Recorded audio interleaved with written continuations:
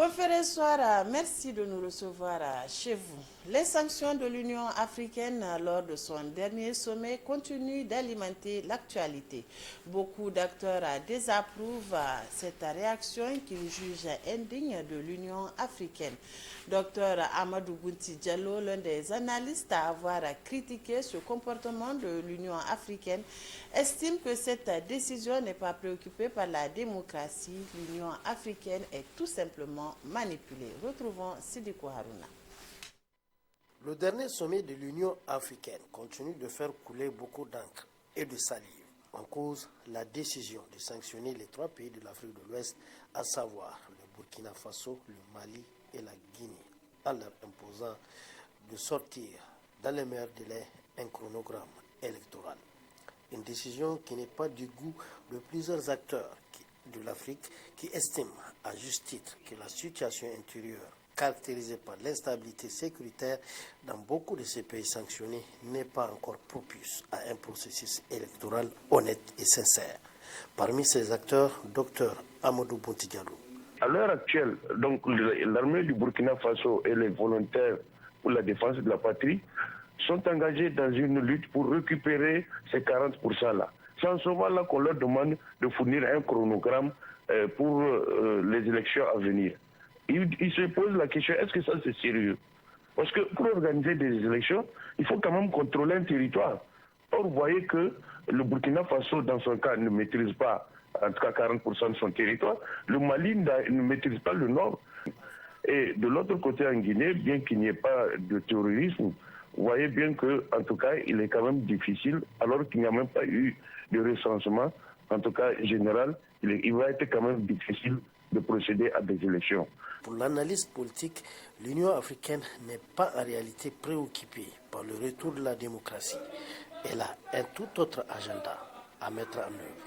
Organiser des élections, ça ne veut pas dire forcément la démocratie. Parce que vous voyez un monsieur comme Alassane Ouattara, qui a modifié la constitution à la dernière, pour dire que bon, ses premiers ministres sont décédés, il n'y a personne d'autre pour les remplacer en dehors de lui, donc il faut qu'il soit candidat. Quand vous voyez monsieur Faure et Adema, heureusement que lui ne tire pas trop, quand vous voyez même chez nous, comment on a imposé Bazoum, donc quand vous voyez aussi un peu au Tchad, ce petit-là, son père même est décédé.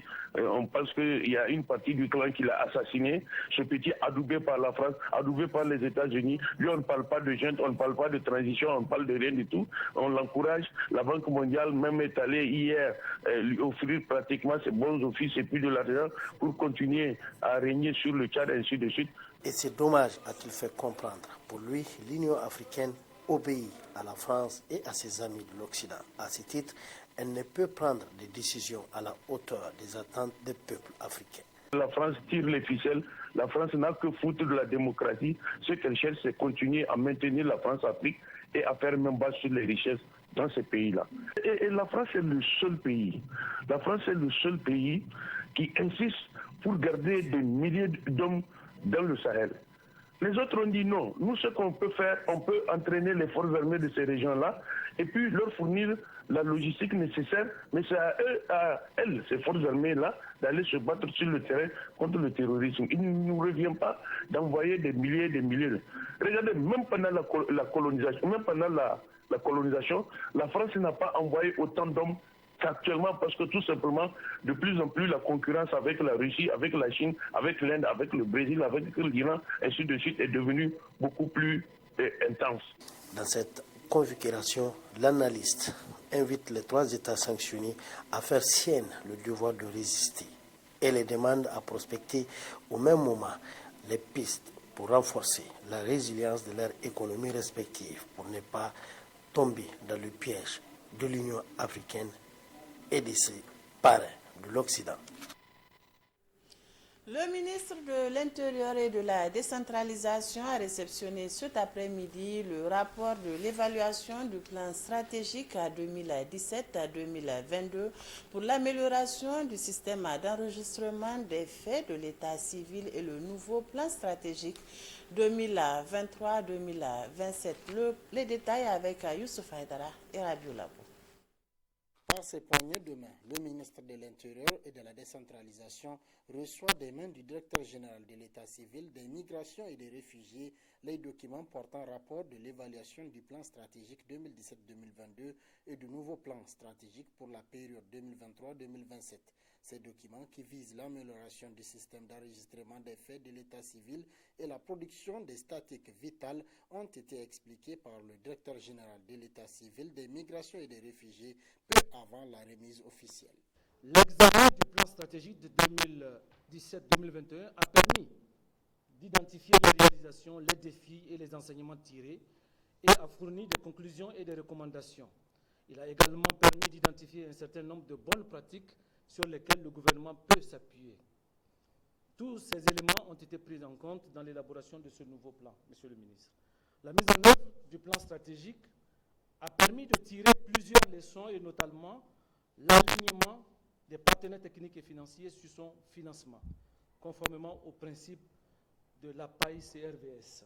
Si le comité a pu bien mener à bon port le travail qui lui a été confié, c'est grâce au soutien des partenaires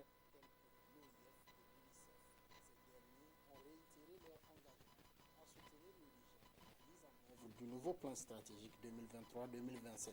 Dans le prolongement depuis 2020, l'OIF pourrait également accompagner le gouvernement du Niger dans la mise en œuvre du plan 2023-2027, notamment à travers l'animation d'une plateforme de coordination entre les acteurs nationaux de l'état civil et les partenaires techniques et financiers. L'UNICEF, ce projet, c'est un projet primordial parce que le premier droit pour un enfant, c'est d'avoir une identité. Et l'identité, ça vient avec un acte de naissance. Donc, pour nous, c'est un projet sur lequel on a mis beaucoup d'efforts. Sur la base de ce que nous avons appris de ces processus, nous allons maintenant soutenir le déploiement complet processus de formatisation du système d'état civil dans toutes les régions du Niger. Le principal objectif visé à travers le plan stratégique est la modernisation de l'état civil au Niger. Et le ministre de l'Intérieur croit fermement à cette ambition qui profitera pleinement aux Nigériens. Le changement majeur souhaité à travers la mise en œuvre des interventions contenues dans le nouveau plan d'ici 2027 et le système de l'état civil est modernisé, performant et ses services sont équitablement utilisés par toutes les couches de la population du Niger et les statistiques y afférentes produites et diffusées de manière régulière pour la prise de décision. Je suis persuadé que de ce changement, chaque citoyen et les personnes résidentes au Niger disposeront des actes de l'état civil indispensables à leur identification juridique afin de leur permettre de jouir de tous les droits qui y sont liés. Au vu de l'importance de ce nouveau plan stratégique 2023-2027, le ministre de l'Intérieur, après réception, a promis qu'il œuvrera auprès du gouvernement pour son adoption. Le ministre de la Poste et des Nouvelles Technologies de l'Information a procédé cet après-midi au lancement officiel de la 7e édition du camp de codage pour les jeunes filles connectées en Afrique, une initiative de la Commission économique des Nations Unies pour l'Afrique. Le compte rendu avec Boubacar Amadou et Mamadou Tchori. La présente cérémonie marque le lancement officiel de la 7e édition du camp de codage pour les filles connectées en Afrique, initié depuis 2020 par la Commission économique des Nations Unies pour l'Afrique avec l'accompagnement de ses partenaires. Ce camp vise à combler la fracture numérique et de développer les compétences en matière de technologie de l'information et de la communication chez les filles et les jeunes femmes sur le continent. Le camp de codage Connecting African Girls, connecter les jeunes africaines, vise généralement à autonomiser les jeunes femmes et les jeunes filles, les filles dans les domaines TIM et à réduire la fracture numérique entre les hommes et les femmes, les filles et les garçons, en fournissant l'éducation et les compétences techniques nécessaires pour promouvoir l'intégration de l'Afrique, une Afrique qui soit développée, un développement qui soit inclusif et transformationnel, et bien entendu générer la croissance économique essentielle pour répondre aux besoins des jeunes, pour répondre aux besoins des populations. Dans cette perspective, l'initiative entend sensibiliser les gouvernements à la nécessité de créer un écosystème qui soutient le développement d'un cadre juridique et réglementaire pour influencer les politiques et les mesures d'incitation sur l'agenda de la technologie numérique. Le secteur du numérique regorge d'importants gisements de croissance. Aussi, il constitue un accélérateur dans l'atteinte des objectifs de développement, notamment l'ODD 5. Du 23 février au 1er mars 2023, plusieurs activités seront au menu de ce camp. Cette formation qu'abrite notre pays se déroulera du 20 février au 1er mars 2023 et constitue la 7e du genre initiée par la Commission économique pour l'Afrique. Le programme de formation comprend des sessions sur l'égalité homme-femme, les droits de l'homme, le renforcement de la confiance, l'art oratoire, le codage avec Scratch, la robotique et l'Internet des objets, l'intelligence artificielle, l'approche conceptuelle, les jeux, la mode et l'animation. Il se terminera par un concours visant à tester les compétences des participants dans les domaines mentionnés. Ce camp intervient 2 mois après celui de 50 jeunes filles organisé par l'ONU Femmes le 22 décembre 2022 à Niamey. Ce camp accueille 100 jeunes filles en présentiel et prévoit la participation en ligne de milliers de filles et jeunes femmes francophones à travers les nouvelles technologies de l'information et de la communication. Le ministre de la Santé publique, pour sa part, a présidé ce matin la cérémonie officielle de réception de dons de 71 véhicules, 270 réfrigérateurs solaires et 498 motos au profit de son ministère, un don émanant de l'UNICEF. Souleymane Ousmane et Ibrahim Ousmane pour les précisions.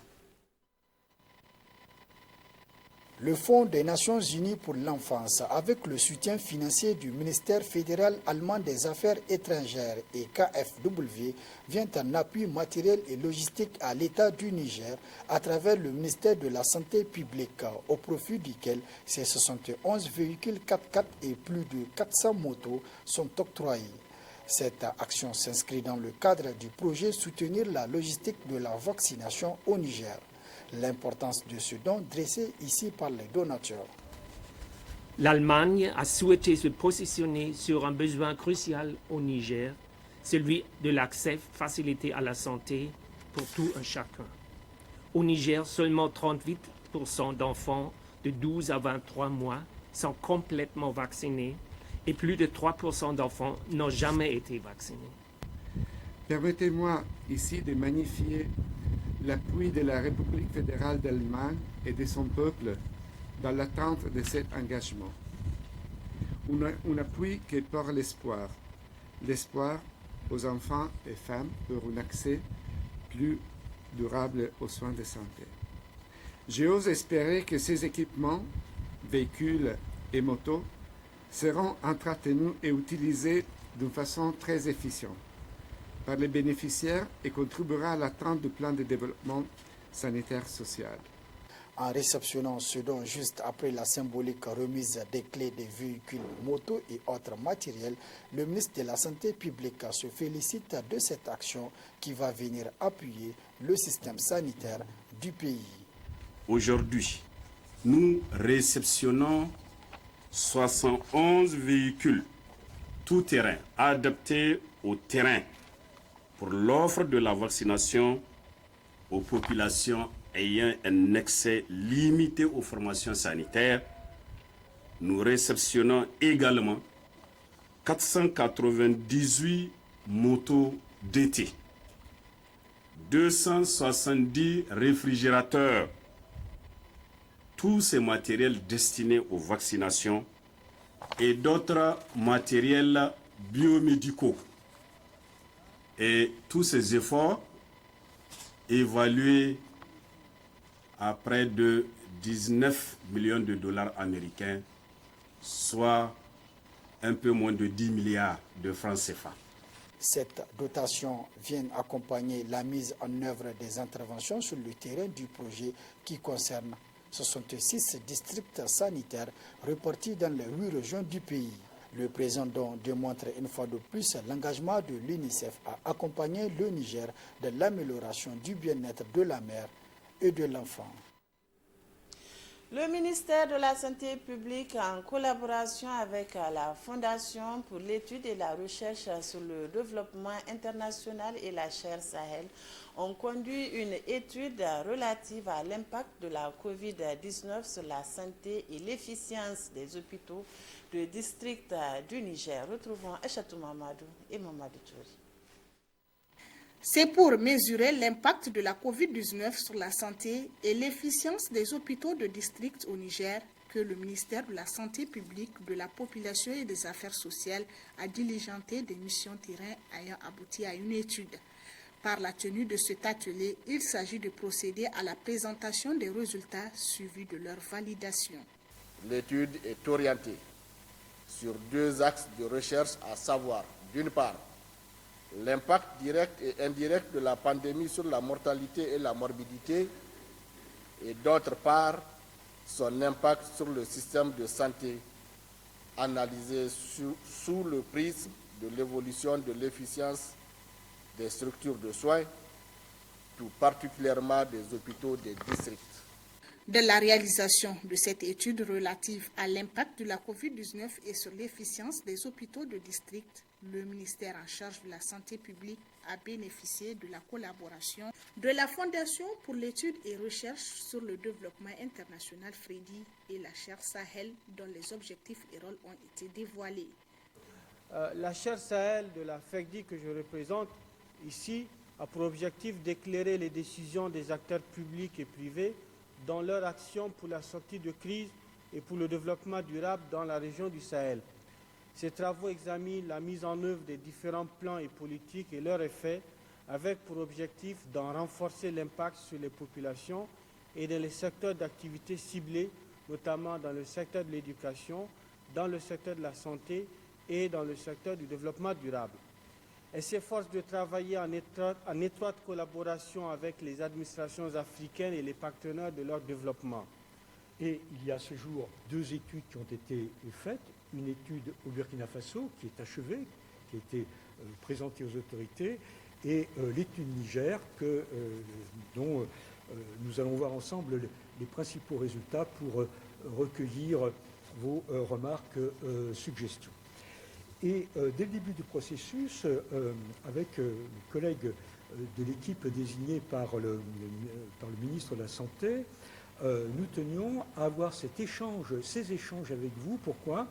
Parce que, au regard des résultats, il y a naturellement des différents éléments qui sont des zones d'ombre pour nous. 3 années après la notification du premier cas de Covid-19, le Niger a enregistré plus de 9000 cas, dont 315 décès selon les résultats officiels. Des résultats de l'étude conduite par le ministère en charge de la santé publique, de la population et des affaires sociales, la FREDI et la chaire Sahel, en phase de validation, permettront aux autorités et partenaires la riposte à cette pandémie qui a endeuillé de nombreuses familles et fragilisé l'économie mondiale.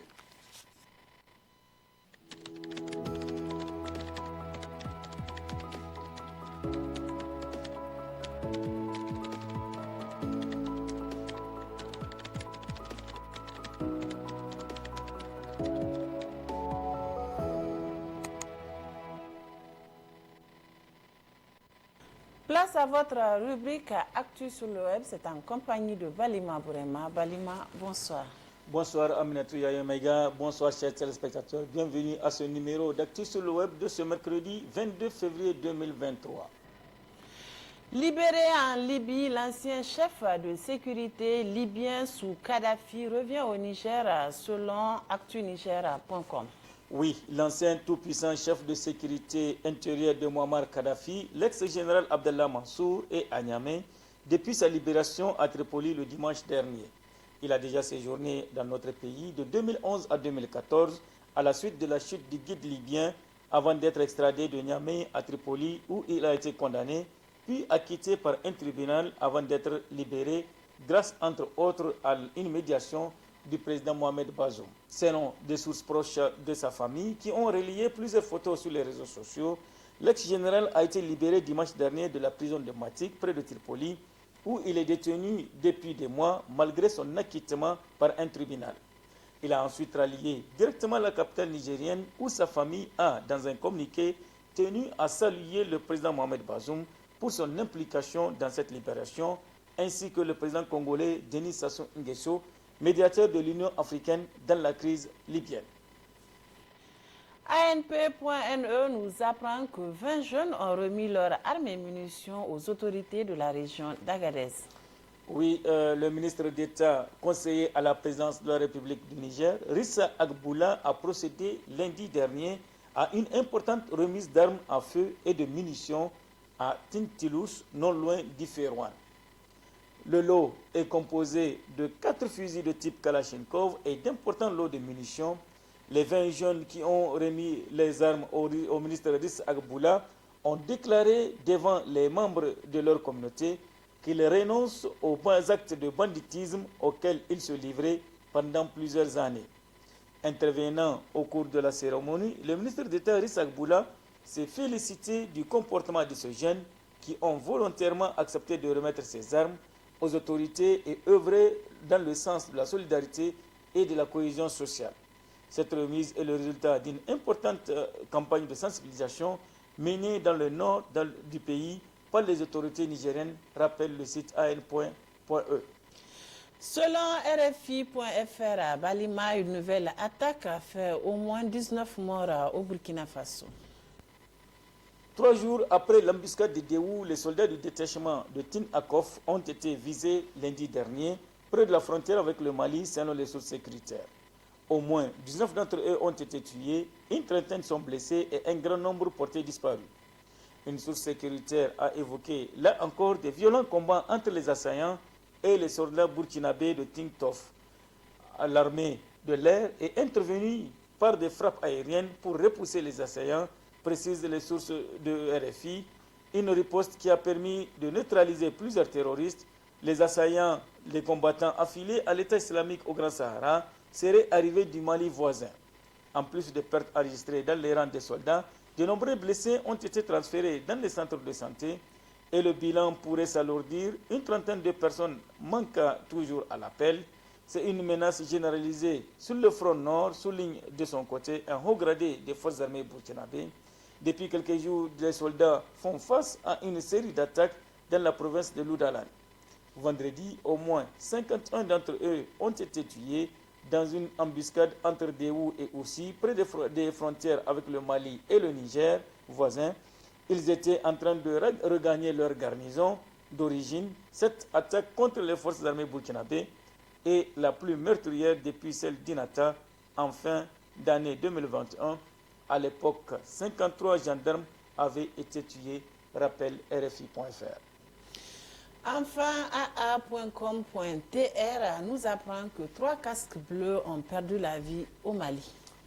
3 casques bleus de la mission multidimensionnelle intégrée des Nations Unies pour la stabilisation au Mali, MINUSMA, ont été tués et 5 autres blessés hier mardi matin par un engin explosif improvisé dans le centre du pays. Selon le tweet et rappelant les tweets, dans un tweet, la mission onusienne a annoncé un convoi de la force de la MINUSMA a heurté ce 21 février un engin explosif improvisé.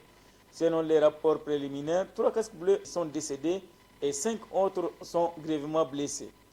La mission multidimensionnelle intégrée des Nations Unies pour la stabilisation au Mali, la MINUSMA compte, rappelle-t-on, plus de 15 000 hommes de différentes nationalités, dont 12 251 militaires et 1718 policiers déployés au Mali depuis 2013. Le 29 juin dernier, rappelle AA.com.tr, le Conseil de sécurité de l'ONU a prorogé d'une année le mandat de la MINUSMA avec 13 voix pour, 2 abstentions et 0 contre. Balima Bourema, merci pour toutes ces informations. À la semaine prochaine. Plaisir à Dieu. Merci Aminatou Yaya Maïga. Merci chers téléspectateurs. À la semaine prochaine, Inch'Allah. Messieurs, dames, merci pour votre fidélité. Ici se referme également cette édition d'information. Restez en notre compagnie. Nos programmes se poursuivent sur Bonferré Télévision.